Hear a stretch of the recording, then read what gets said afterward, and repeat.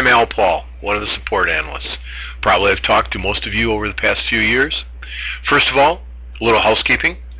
We are going to run on mute today because the audio works better that way.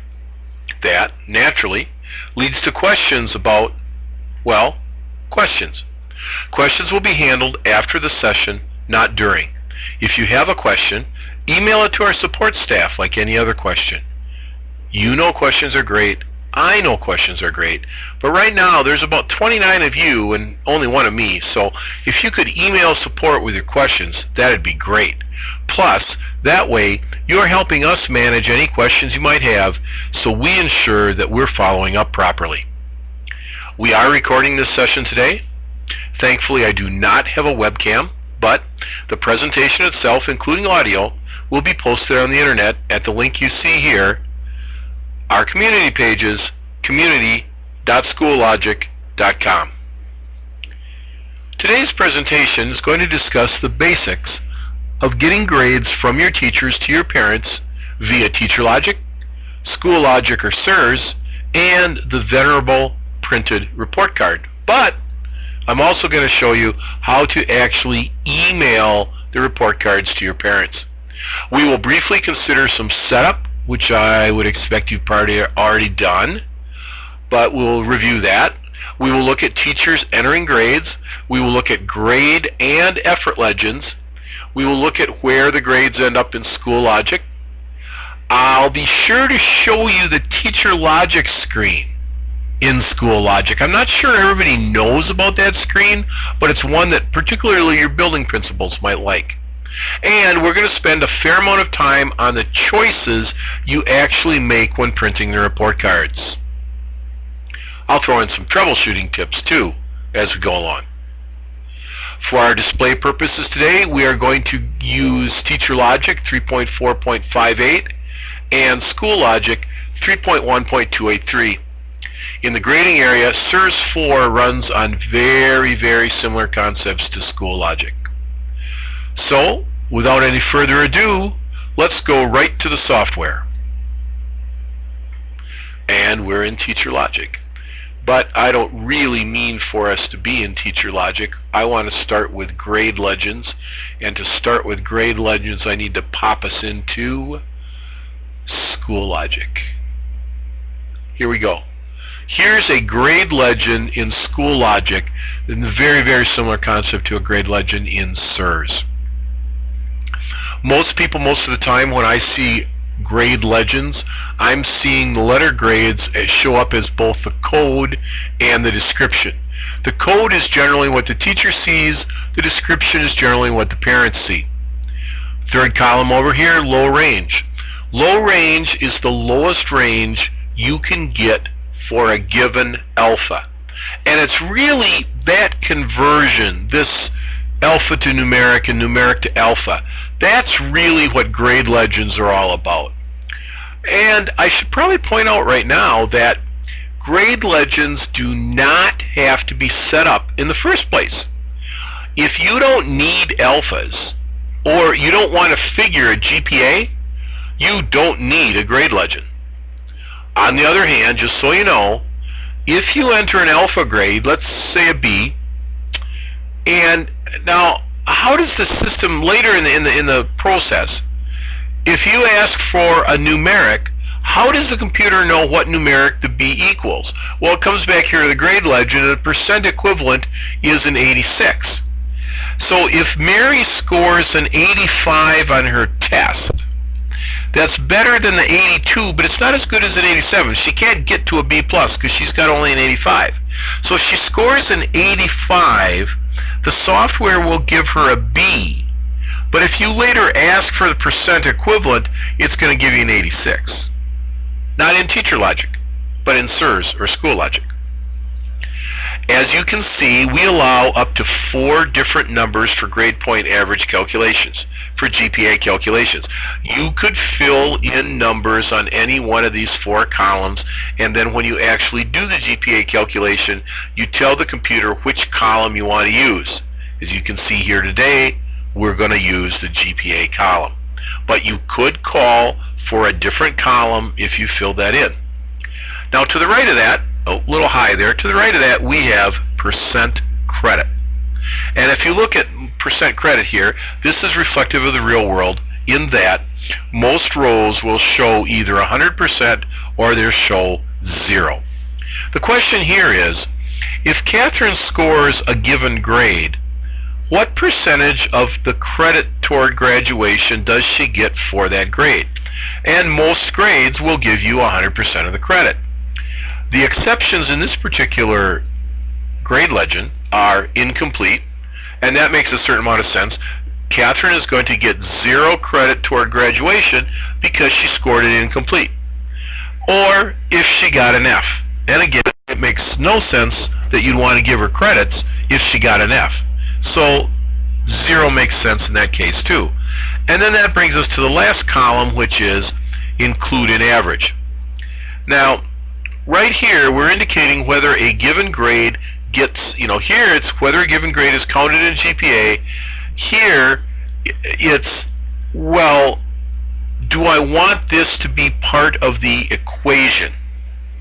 Okay, if Catherine gets a B, she's going to get 100% of the credit, and that B, or the 86, or the 3, whatever we're going to use, is included in the average. The times that you generally see things not included in average are like, for instance here, if Catherine gets an incomplete, well, we're not going to count that class. But we're also not going to count that class as being something she ever attempted. Whereas if she gets an F, that is included in average. But if I were making a GPA average, she'd be getting a 0. And I'm telling you, a 0 would really knock down her GPA. So whether it's included in average or not, kind of a big deal, and it's determined in this last column here. Now, just to review really quickly, grade legends are what? Grade legends are always numeric or alpha equivalencies.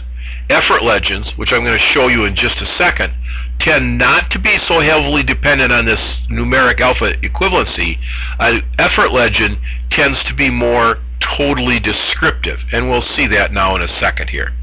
Okay, let's go find ourselves an effort legend. If we go to grades and we go to effort legends, and it'll take a second.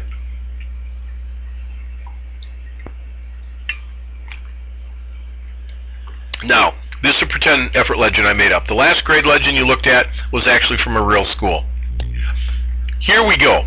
An effort legend can be used in different ways by different folks. If you grade on outcomes or objectives, well, first of all, I hope you attended my webinar last week on outcome-based evaluations. But if you didn't, and you use outcomes in maybe just some of your courses, you probably still want an effort legend for your teachers to assess the outcomes that you do have. Now, whether you use outcomes or not, you can also assign an actual effort level to any student in any course. You can assess the efforts your students are putting forth. And if you look closely at this legend that I've added in this sample, you'll probably deduce that that's exactly how I intend to use it. So for those of you sitting in the back of the room, here's my effort legend. Code number 1, can't top this. Code number 2, yes. Code number 3, nice. Code number 4, getting by. Code number 5, you can do better. Code number 6, you need to get in the game. So, now, let's pop up that review slide again. The effort legend was the second one. Was totally descriptive. I had a code, I had a descriptive phrase. Grade legend was the first one. That's where I had those numeric or alpha equivalencies. Harder to say than it looks. Now, where does all this start to meet the road? The rubber starts to meet the road in course setup. We're going to go to scheduling, we're going to pick courses, and we're working with an AP study course, AP Calc Study. Now, in course setup in column number 1, you would have assigned the grade legend. Column number 2, you assign the effort legend. Not all classes have both, but this class does. I wanted to show you life skills, but I couldn't give 5th grade report periods to open. I couldn't get it to open up in TLXE. So life skills are a topic for another day. Let's go look at the high school course where we need to look at information 2. And the interesting thing on information 2 is, right off the top, exclude from GPA is no. Most people, most of the time, will put no here because I don't want to exclude this class from GPA. In other words, I want it counted. 2 slots below that, I have average weight. If your GPA has one of the weighted calculations, this is where you weight the course. And I'm telling you, if you're doing averages based on grade point averages, you want to have something over here for course types, because course types are pretty much mandatory for doing the GPA calculation. You can even have your course in more than one course type. It doesn't mean in a single calculation it's going to get counted twice, but it means it can be involved in multiple calculations. You may want to have an overall GPA and a science GPA as an example. So you might want to have a course in 2 different areas. From course setup, we go to class setup. Let's go to scheduling. Let's go to class setup and schedule, and that'll take a second to come in. And let's go to that same AP course. It's AP Calc Study 1, S1. Here's my guy. Now, notice that the grade legend AP courses flowed down from the course level to the class level. But you could click Edit here, and you could actually change the grade legend that one section of a course uses as opposed to a different section of a course. I have no idea why you'd want to do that, but you could. On the setup form, this is where you actually assign which report periods are, well, reported. Okay, so here I'm saying that the first report period and the second report period, I want my teachers to take grades in both of those. And oh, by the way, my second report period is going to get moved to history. That's what this column is about. And the final column is the number of credits. If Mary gets a passing grade in this semester, this quarter, this report period right here, how many credits does she get? She gets 1. Now, let's figure out where that 1 credit came from. If I go back to scheduling and I go back to courses, you're going to see that at the course level, you can pick a range. Okay? So at the course level, you will establish a range of low credit to high credit. In my short experience, most American schools tend to have the same number in each place. They'll say this course is worth a half credit, and so my low credit number and my high credit number will be identical. Many of the Canadian schools, particularly in Alberta, will have an actual range here because they have a number of courses that are worth, let's say, between 1 and 5 credits. That's what you could get for the course. And then different sections of the course meet for different times or different times of the day or whatever, and so they establish a range at the course level, but at the class level they have obviously a number that's within that range, but it's always a smaller number. So, well, you could hit the top one, but it's never going to be bigger than that. So let's go back to scheduling, let's go back to class setup and schedule, and if I show you that AP course,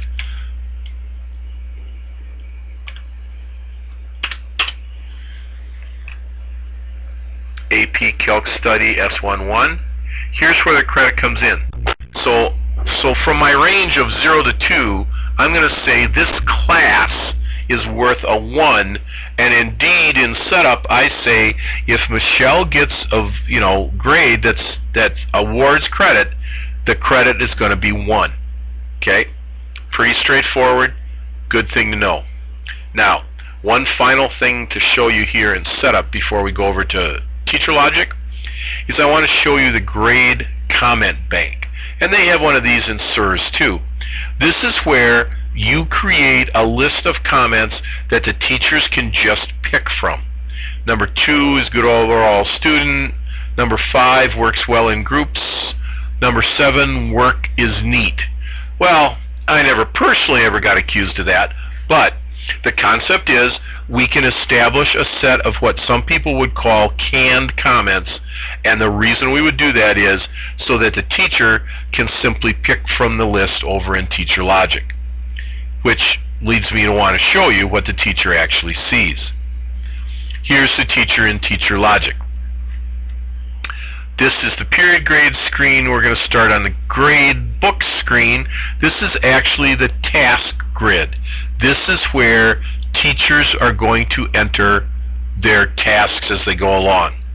One of the things I had wanted to show you, let's go back and check this out. Let me show you something here. More often than not, this display will default to period 2. I mean, it's got to default to somewhere. It'll default to period 2. Now check this out. There are no averages here. This teacher has made 4 assignments. I have 3 different categories. I have one category called homework. I have a category called quizzes. I have a category called tests. Now I entered really easy numbers here to do the math on, but look, there's no math. Why is that? That's because over here in period grades, I'm displaying quarter 2, and the grade book is displaying quarter 1. So to get those grades to pop into quarter 1, real simple. I just changed my display in period grades. When I go back to the task grid, oh look, I have averages. Now, yes, I could have clicked calculate. That would have done it too. But a troubleshooting thing here, if your teachers are freaking out, they call you and they say, where did my averages go? Have them check the period grades display. If I'm in quarter 2 here and I don't see an average, make sure I'm displaying quarter 2 in period grades. Right on this display you're looking at right here, this is quarter 1. So make sure that period grades is also displaying quarter 1. Now, let's go back and look at that period grades page. Teachers will also call the office about this. They'll say, holy crumb, look at this. I've got red numbers here. Why are my numbers red? And why is this number different than this number? Okay. Now, what teachers need to understand is that the first time you come into the period grades tab, it will initially show you the number that is in either SIRS 4 or in TeacherLogic. The top number here is black, the bottom number here is red, right? Because this grade, 71.5, is different than the 75 in TeacherLogic. Now, this is quite common, okay? Why would that number be different? Well, the most common reason is the last time that the teacher transmitted, the kid was getting a 71.5, and then since then, the teacher has entered a bunch more grades. So now Grant has pulled his grade up to a 75, but this has not been sent down to the office yet. We haven't submitted. That's why the numbers are different. Okay, so no big worry. By the way, if I click adjusted grade, I am now going to display on this column the grades from TeacherLogic. If I want to see what's in SIRS 4 or TeacherLogic, I click reset. Reset shows me what's in the office. Adjusted grade shows me what's in my grade book. Now, there is one thing a teacher could worry about if they wanted to. If the teacher absolutely knew for sure, and that's a big if, but if the teacher absolutely knew for sure that she has not changed any grades since the last time she transmitted to the office, if she would then come in here and see a red number, that suggests that the office changed the grade. If the teacher absolutely knows for sure that this 75 is the number she transmitted the last time, then the question is, why is it not still 75? So, do the offices occasionally change grades? Yes. Is it common? Depends on the school. So, again, adjusted grade lets the teacher see what's in her grade book. Reset lets her see what's in the office. Now, let's give this kid a different grade. Let's give this kid a C+. Notice that the 78.5 pops in here. Where's that coming from? It's coming from the grade legend. I'm going to submit that. And I'll show you later how that works out. Like later is now. Okay? If we go into TeacherLogic and we go to grades and we go to individual grades entry, this is where the grades come in from TeacherLogic. Now, who's my first kid? My first kid was Evan, I believe. Elliot. Okay? Here's Elliot. Elliot's getting a B and an 85. Okay? My other kid was Grant. Grant, remember, was getting that C+. There's his 78.5. So this is where the grades come in when they come in from TeacherLogic. Now, let's pop back to TeacherLogic, and let's go to period grades, which is where we are. Now, I should tell you that the fact that you picked a grade legend at all is why there's two columns here. Because remember, a grade legend is about making that equivalency between an alpha and a numeric.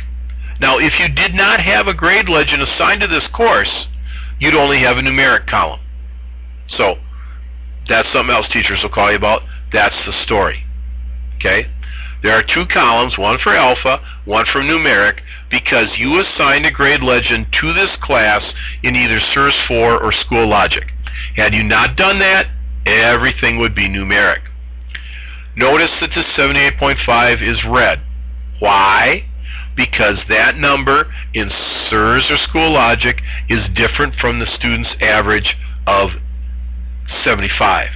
Now, in this case, it's different not because the office was messing with it, but because the teacher looked at this number and said, you know, Johnny's been working really hard. He deserves more than a C.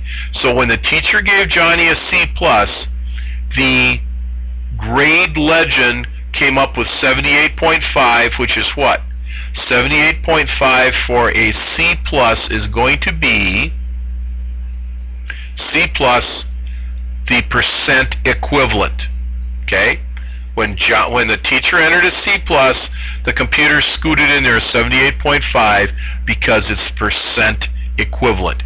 Because this number is different from the 75 that the kid earned in the class, this number is red. Okay? It's that simple. Now, remember, we also set up an effort legend for this class. Back over here in TeacherLogic, here's my grade legend. I also set up an effort legend, and I assigned it to the class. I fill it in on the period grades page. On the period grades page, here's a column called effort. And I'm going to give my first student, Elliot, a 1. That's the can't top this. And then I'm going to give my second kid, Grant, a 6. That's the you better get your head in the game comment. Okay? Notice that the teachers only see the code number. They don't see my very nice descriptions. So what a secretary might do in the office is the secretary might print out the grade legend. Maybe the secretary takes a screenshot of this. I just misspoke. I meant effort legend. The teacher can always print a grade legend in TeacherLogic, but the teacher cannot print the effort legend in TeacherLogic. So it's nice when secretaries take a screenshot of this and print it to paper and give it to the teachers, because that way the teachers have the descriptions that go with the codes. Makes a ton of sense. I showed you how the teacher gives an effort grade. She just picks one there. Now, what about comments? We talked about comments, right? Well, there's a couple ways to enter comments. Most middle school and high school teachers will simply do this. They'll click on this ellipsis to the right of the report card comments. Let's pick a new kid. Let's pick this 4th kid. And I'm going to just enter a couple comments. Excellent student, works well independently, participates in class, click select. Okay? That was my 4th student. Notice as soon as I clicked select, the checkbox came up here in the comments column. So these checkboxes on the left tell me that the student has a comment in the basic comments. Okay? In the report period comments, this is what I picked for this kid. Okay? Now, Elementary teachers tend to do this. They're going to click on the word edit on the far right. And the reason they're going to do that is because elementary teachers often want to enter elementary report card comments. Now, most middle school and high school teachers don't do that. This is a high school AP course. The only reason that you see elementary report card comments here is because I wanted to set it up for you for training purposes. Okay? So, you'll notice that these first couple kids have check marks in the RCC, report card comments. And in fact, I entered a report card comment. This is, you just type in the box. Okay? I should point out that teachers could type over here too. Oh, look at this. Excellent student. Pleasure to have in class. Student needs to shower. Okay? This last part, the teacher typed in. You could recognize these first two as canned comments. Let's just edit this. We'll say student needs to shave. Okay? So you can type into either of these boxes freehand. The elementary report card comment is totally freehand. This comment box over here called report card comments, he can either be canned comments or he can be typed in freehand comments. And the teacher knows, she's got a ton of kids, she's got a lot of classes, she doesn't remember. These check marks here keep track. Have I entered a comment for this kid? Have I entered a report card comment for this kid? Now, I said a minute ago that I allowed the report card comments for the sake of example. Where I allowed that is in Logic Admin. And we'll show you in a second where that is and how it fits into the bigger picture. But first, if you're like me, you kind of want to see the results of the efforts, right? So let's go look at where this work comes in TeacherLogic or in SIRS. So when I submitted, I already showed you that I got this grade here, right, for Elliot. Now if I actually open the class, here's my B85. I will see the comments right here. Excellent student, pleasure to have in class, student needs to shower. So, a few minutes ago I typed student needs to shower. As soon as I hit submit in TeacherLogic, it shows up in either SIRS or SchoolLogic. A office person with the proper rights can edit each and every piece of information you see here. The office person can come in here and change the effort code and do whatever. Type different comments, okay? Just so you know, the office can actually edit all of that, okay? And my buddy Grant, he's got the comments going on here. Teacher can freehand, okay? 78.5, my 6. Oh, by the way, the reason you don't see the elementary report card comments is because they actually come into a different place. They come into elementary grades and objectives. Now, I don't think Grant had any of those. Yes, he did. Elementary report card comments, I said everything is freehand. That's where the elementary report card comments come up if you're an elementary secretary. Where's my AP course? Here it is. Okay? And the same is true of my buddy Elliot. If I go to grades, I go to elementary grades and objectives, and I pick quarter 1 because that's what I'm editing. Look at this. Elementary report card comments. Remember how I spelled elementary incorrectly? There it is. And oh, by the way, here's my student needs to shower, my standard comments.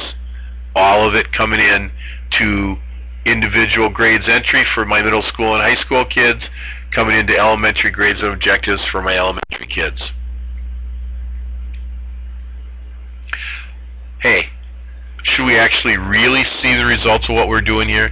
Let's go look at an actual report card. Now, in the software, SIRS and SchoolLogic, there are 3 report card choices unless you've paid money to have us make you a custom report card, and frankly a fair amount of schools do that.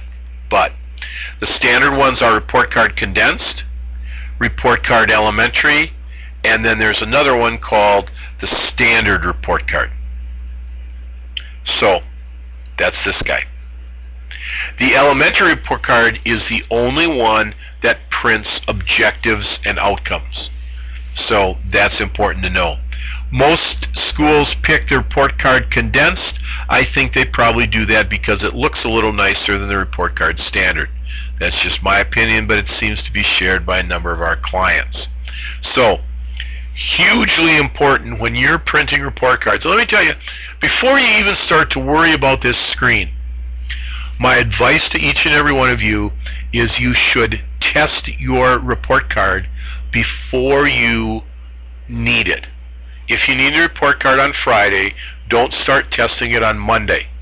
Start testing it the Monday before. Okay? Couple kids, you don't need to test 100 of them, but you need to test some kids, and some different kinds of kids.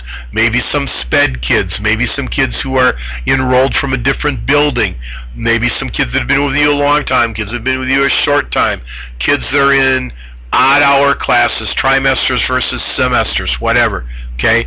It's important that you test a variety of kids and that you do it far enough in advance that if you find you're not liking what you've got, either you can change it or you can call us to help you. So, always start testing report cards early. Not going to be the last time that you hear me say that today. So, let's start here on the top on the left. Report card date. Now this is probably actually easier for you guys in the field than it is for us here in testing. Sometimes we have problems in testing because we'll pick a kid that's in a different track. And that first part of what you're choosing here when you choose your report card date, because this comes from a drop down, remember anytime in our software you see the little triangle, it means there's a drop down behind it. And I've got a whole bunch of NYR tracks here and I've got some regular tracks here.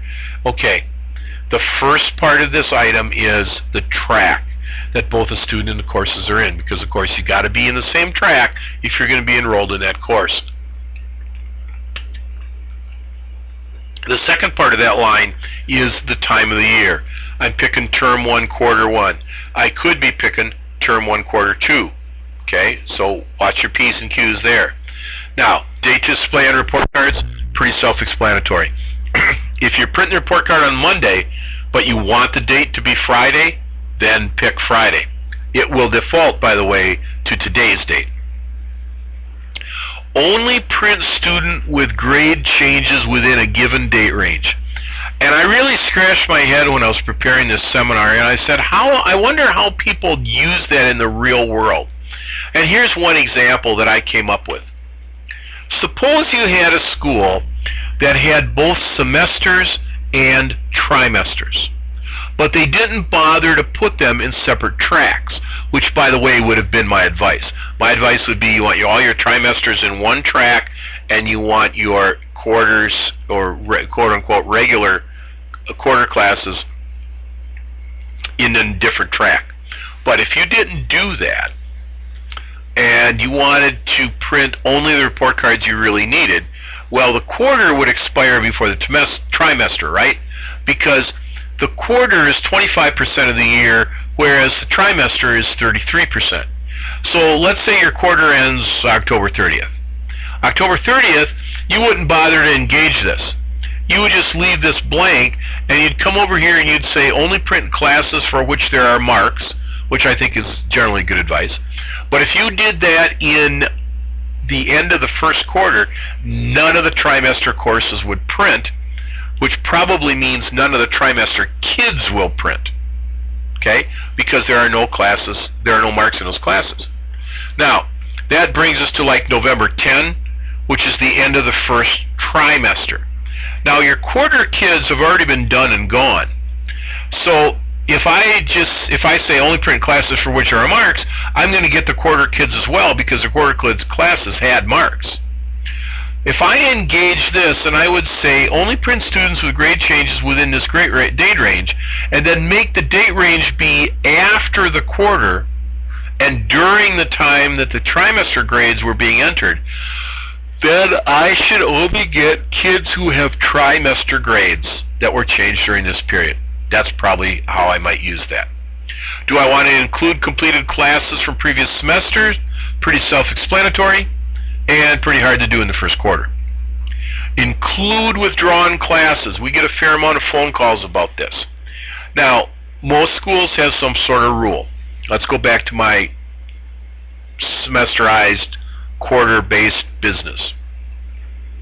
Got a 9-week quarter. And most schools will say something like, if Michelle drops the class during the first 3 weeks of the quarter, it's okay. It's within that's our add drop period is 3 weeks.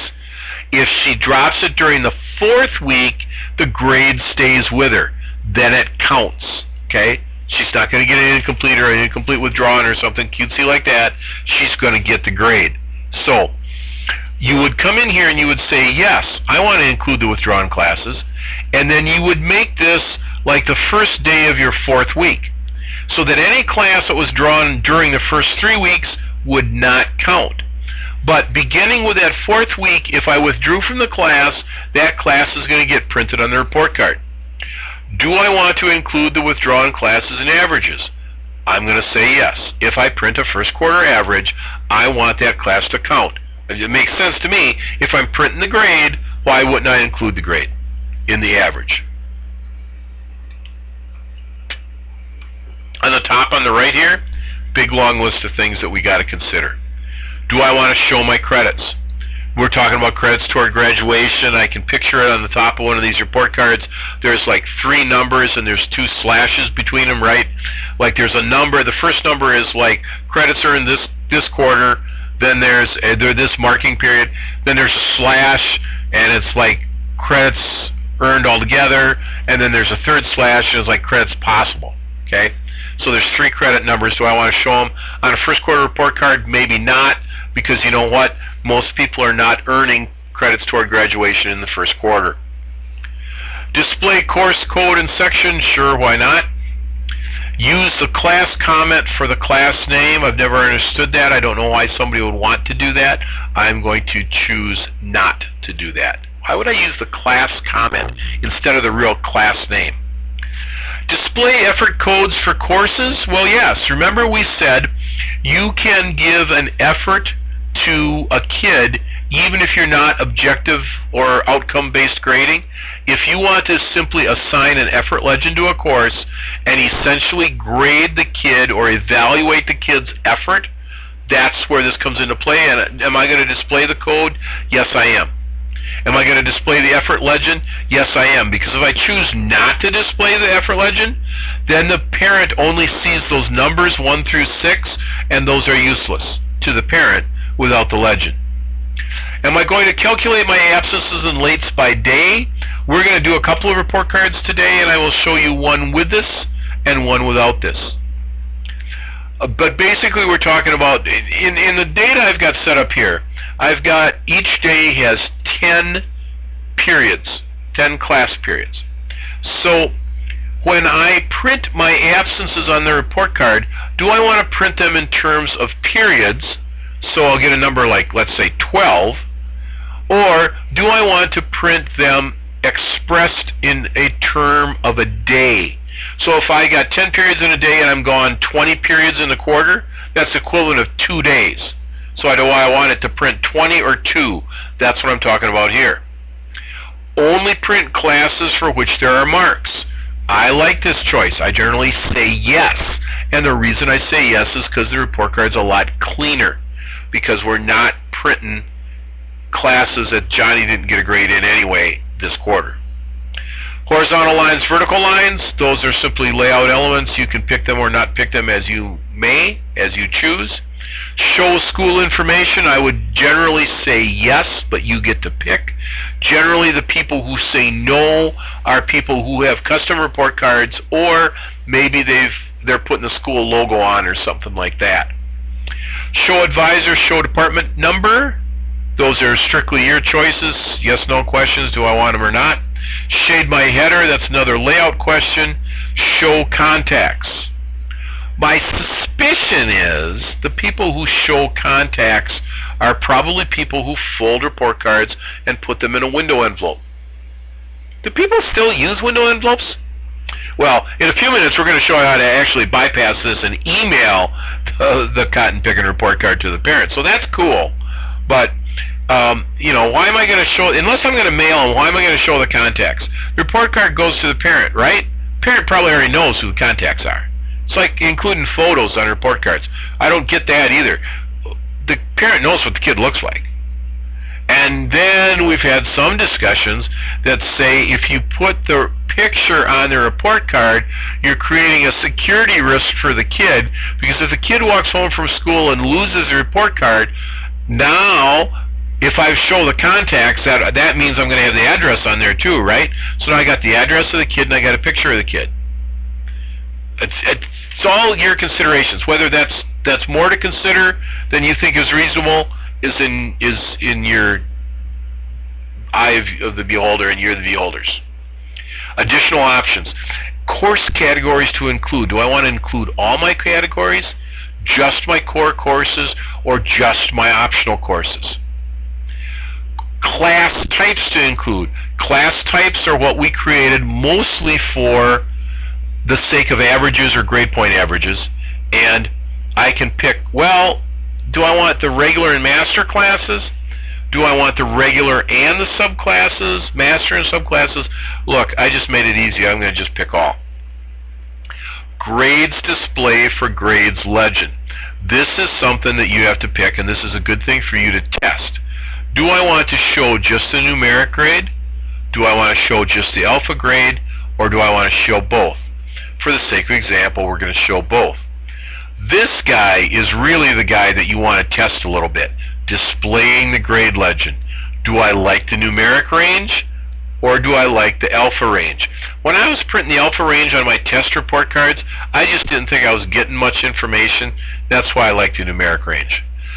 Do I want to show master subclass indicators? As I recall, that puts an asterisk in front of the master classes. Yippee. Average display, I can choose to have a class average. I'm currently in AP Calc Study, right? How is Johnny doing against the other 20 kids in that class? Let's suppose I had 3 sections. I had 60 kids total taking this course. I could show how Johnny is lining up against those 60. So that's the difference there between class average and course average. Decimal point for my average. If I'm going to print an average, how many places do I want? I'm going to pick 3. Include EOY grades. You're never going to do that in first quarter. That stands, by the way, for end of year. Most of my schools do not have those, but if you had one, it ain't going to be in the first quarter. Report period average, cumulative average. I can pick a GPA. Of course, I can click other methods of calculating GPA. I can have 100 of them here if I wanted. Just this kind of, to me personally, this kind of messes up the layout of the report card. We'll show you in a minute what I mean by that. Comments here are interesting. These are not the comments entered by the teachers. This is an opportunity for the administration to enter one comment that appears on everybody's report card. Now, the particular school whose data I'm actually using here, and then we've jazzed it up because we've got a mixer where I've messed with the names of all my teachers, all my kids, and the names of the actual schools. I've changed all that in the mixer. But this particular high school was sending report cards home where they actually explain the honor roll. They say, look, if your kid's grade point average is between 3.6 and 4, he's on the high honor roll. And if it's between 3.25 and 3.59, it's the regular honor roll. Then the school came down here and said the chart, the lookup between the GPA number and the alpha. Now, where did the school get this? They got it off the grade legend. And this number is in their GPA column. So if Mary gets that C+ we gave her, she gets 2.334 figured into her grade point average, which in this school is also used for honor roll. Okay? So the other thing I've seen this comment used for a lot is that, because this is kind of a rare use, frankly, a lot of schools will put their parent-teacher conference reminders in here, because remember, this comment goes on every kid's report card. Report settings, most people most of the time do not mess with this. Sorting. Sorting's actually on every one of our reports, but it's actually a little bit more important on the report card, because it really is, what we're saying here is, how do I want to sort the report cards coming out of the printer? Let's pretend my secretary in the office is responsible for getting the report cards to the homeroom teachers, and then we're going to give out the report cards in homeroom. Well, wouldn't it be nice for that secretary if the report cards came out of the printer in homeroom order? First 20 report cards, homeroom 1. Second 20 report cards, homeroom 2. Third 20 report cards, homeroom 3. You get the idea. Okay? Nice. A more interesting choice is sort by staff code, semester, day, period. What we're really saying is, I'd like to give out my report cards on day 2, period 2. Day 2 meaning I have a 2-day schedule, right? Day 1, day 2. And I'm going to give out my report cards in period 2. Well, now what the computer is going to do is it is going to sort them according to what class they are in period 2. So now my first 20 report cards out are going to be one of my classes in the first hour of the day, the second hour of the day of day 2. Okay? So that's kind of cool, pretty important, easy to fix. Format. Today we're going to use the web page for web browsers because I think it displays nicer. You can, most people most of the time actually print to PDF when they're printing report cards. Schedule, we'll come back to that later because that's going to have something to do with us for printing to email. So let's go back here to options. I'm going to say calculate absences by day. Now I don't really want to print 103 kids. I just want my 2 kids here. I want Elliot. I think I went past them already. And I want Grant. Okay? They're both picked. I've got 2 kids out of my 103. That's great. I'm going to click preview.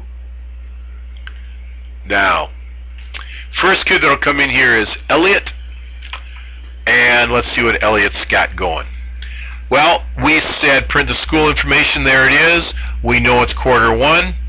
And here's the date we picked. And, oh, by the way, we said to the computer, only print classes for which there are marks. The only marks that Elliot has in quarter 1 would be that AP study course. Notice that Elliot's already been absent 2 days. He's got comment number 1. Now, that's not particularly helpful to the parent, right? Because the parent doesn't know what comment 1 is. Oh, look, here's my notes section. 1 means he's an excellent student.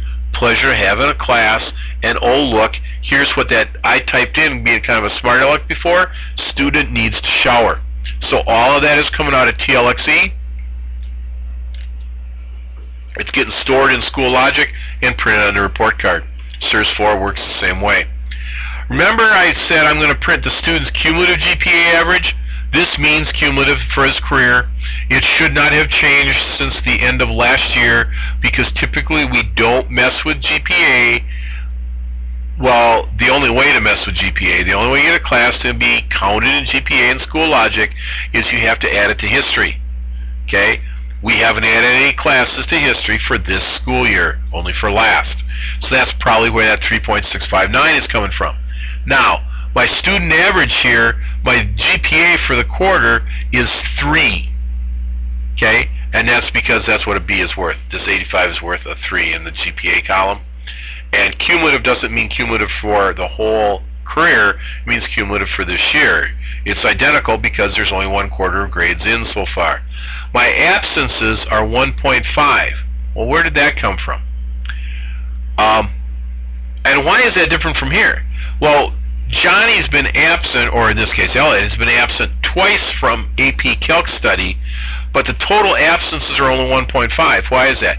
This is expressed in terms of a day. Since there are 10 periods in a day, what this really tells us is Johnny has been absent 15 periods. 2 of them happen to be Calc study. Okay? Remember we gave Johnny an effort legend. I keep saying Johnny. The kid's name is Elliot. The good news is he's not here to hear me. Okay, my effort legend was a 2. Again, the 2 doesn't help the parent. Parent has no idea what that means, so the parent comes on your effort legend, and 2 means yes. So, Elliot's doing a good effort. He's working hard in the class. What else can you ask for? Grade legends. Remember I said I was going to pick the numeric range? Sure enough, here they are. Now what did I get here? I got a B and 85. Where's that 85 fall? Right here. Between 82.5 and 87.4. All of my grade legends for this school show up here because the report card doesn't know which grade legend you picked for a course. So it prints them all. Remember I said I was going to have that comment that everybody got? This is it. This is where we explain to the parent the high roll range, high honor roll range, the regular honor roll range, and where Johnny's falling into that. Johnny's got, what, an 85 average? Johnny's grade point average is going to be 3. Johnny's going to get a 3 for the 85. Okay? Oh, by the way, there's my 3. Makes sense? Now, let's go ahead and do the attendance the other way. I had said let's print it by day. Now I'm going to print my attendance by period. Look at that, 14 periods. Elliot's been absent a lot. Okay, so the question is, how do you want that to display? By the way, I didn't really like the way my averages were looking on that page. I think they crud up the page. Crud is a technical term. So I just took them away. Much smoother. Okay, these 2 rows up here are totally about the course. These 3 rows are totally about attendance, and then I get down here into my notes, my legends, and my big time comment that everybody gets. Okay, SIRS looks very similar. Now, I told you a long time ago I was going to show you a little bit about logic admin because we were talking about elementary report card comments. In Logic Admin, which if you haven't seen this before, and a lot of people haven't, Logic Admin is part of our suite of products, and it controls a lot about how TeacherLogic displays and works, and a lot about how Logic displays and works. Oh, by the way, Logic Admin has been waiting for me, and it waited so long that it timed out. So you and I were a little bit late to the party. TeacherLogic, a lot of the displays and math and choices that teachers get or don't get are controlled here. A lot of the displays and choices that parents get or don't get are controlled here. We wanted to go to TeacherLogic. We wanted to go to period grades, and that's where I say allow elementary report card comments. Notice down here on the bottom on the right it says all schools. If I want any of my schools to be able to do this, I have to say yes at the all schools level. Now most people most of the time will come in here to the high school and they'll say no, I don't want an elementary report card comments, and that's totally within the rules. Okay? I allowed it at the district level, and then I came in and I said yes for the elementary, and I came in here and I said for the high school, no, I don't want elementary report card comments. Life skill comments, do I want to allow period grade entry by homeroom? I can control all these sorts of things right here from from Logic Admin. He's kind of a big deal. Like I said, a lot of people don't even know he's there. Okay? Call us if you want to know how to get there, because not everybody knows the URL. Okay? So, I printed the report card. I explained everything in the report card. I promised you early on that we were going to talk about the TeacherLogic display. Let's go look at that. This, by the way, has nothing directly to do with report cards, but it's a cool display. Now, where's our buddy Elliot? Right here. And he's got AP Calc. So, here's the scenario. The parent calls the school, gets the principal on the phone. Parent is unhappy with the grades that the kid is getting. Principal can come in here, go to the grades menu, go to TeacherLogic, and check this out. The teacher sees pretty much what the principal sees pretty much what the teacher sees in TeacherLogic. Okay? Here are my homework grades. If the parent is complaining about the grades and the principal comes in here and these are empty, well, that would tell us that Johnny's not turning his homework in.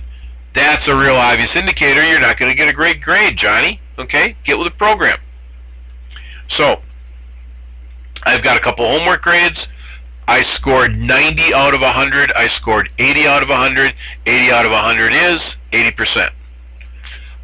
These blue headers going across are categories. I've got a homework category in which Johnny is scoring 85%. I've got a quiz category in which Johnny is scoring 85%. And I've got a test category in which Johnny is scoring 85%. Now, most people, most of the time, will weight their categories. And that's what I've done here. 40% of the final grade. Now, I said 40%. Notice that you don't see a 4 here. The reason I came up with that is because I added up 4 and 2 and 4, and I said this is the equivalent of 40%. It's the equivalent of 40%, but it doesn't have to be expressed in terms of percentage. Really, these are just weights. And by weighting homework at a 4 and quizzes at a 2, the parent is going to see that the teacher has chosen to make homework twice as important as quizzes. And by the way, tests on the bottom is also a 4. So tests are just as important as homework, and they're twice as important as quizzes. Okay? This principal can see all of this without using, the teacher's password to get into TeacherLogic and all that business. The principal just goes to SchoolLogic, goes to Grades menu, picks TeacherLogic, and gets to this screen. You can see weighting, you can see when the assignments are due, you can see the out of number so that this has some validity to it. Okay, it's a cool screen. Nice to have, saves the principal a ton of hassle. Now, the other thing I promised you earlier is we're going to actually email a report card. Check this out. If I go to grade reports and I pick my report card condensed, and I'm going to come in here, I'm going to say, no, I don't want 103 kids, I just want one kid, I want Elliot. I'm going to go over here, I'm going to say schedule, add new schedule, and here I am. I can schedule this. Maybe you're going to schedule this for the dark of night when there's less load on your processors. Not a bad idea. Now, this schedule thing can be used one of two ways. If I say file share, because I just thought of something with that server load business. Okay. If you're a pretty big operation and report cards are kind of taxing to your servers, don't print them during the day. Print them at night. Go in here and tell the computer, I want this to start at 9 p.m. How about 9:15? In the p.m., I want this to happen once, and I want it delivered to file share. Okay? You will then get like the huge PDF that's going to have all your kids in it, or however many you pick over here. As opposed to file share, I could pick email. Now, the problem with picking email is that it goes to the kids. So let's not do that. Let's say we're going to email the contact. Now, the top line, the contact email list is automatic. So I have to be a parent. There's some requirements. Okay? I have to be a parent who lives with, or rather, males to. Doesn't have to be lives with. I misspoke. The parent has to be males to, and the parent has to have a valid email address. Pretty simple things. If you're going to, here's the bigger gotcha. Here's the bigger troubleshooting issue. If you're going to email from SchoolLogic or from TeacherLogic off of your mail server, then you have to set up on the mail server a relay capability. Because the email is going to come from either SchoolLogic or SIRS or TeacherLogic, and it is going to bounce off of your mail server and go out into the world. So you have to set up a SQL. Some people set up a SQL job, but you have to have the permissions set up on the server so that the server knows when I get an email request from SchoolLogic or TeacherLogic, this is what I'm supposed to do with it. Okay, so that's a huge behind-the-scene thing. The good news is you do it once and it remembers. Priority in this little form here, do I want normal, low, or high? If I pick high, then when the email sits in the recipient's email box, it's got a little red exclamation mark. Subject, quarter report card, first quarter report card. whatever verbiage your district wants to dream up, type that in here. Okay? And then at the bottom, I've got comments. That could be, I suppose, another opportunity for the parent-teacher reminder when our conference is coming up. That might be helpful there. By the way, okay, that would be how I would email the report card. Remember, the biggie is having your email server set up to take relays. Okay, everybody take a breath. Those were the basics of how report cards work. I expect a lot of what I showed you, particularly early when we were talking about the setup, that's probably already set up and functioning in your databases. But if you learn nothing else today, take this back with you. Start testing your report card way before you need it. This is true whether you use objectives or you use straight grades. Start testing early. Experiment with those settings I showed you on the print preferences screens. Serious users, you've got preferences too, just as well as the TeacherLogic users. Test them out. They are really, really important in getting what you want onto paper or email and into the hands of your parents. Okay? Particularly important. Now, I hope you guys found this valuable. I had a great time doing it. I hope you found it valuable, and I appreciate you showing up today, and I appreciate you giving me a listen. If you wish to refer to this till later, or you want to share it with a colleague who couldn't make it today, a recording of this session will be on our community pages at, you guessed it, community.schoollogic.com. This is Al Paul, thanking you all for coming. I'm really glad you guys showed up today. Have a great winter day. Bye-bye.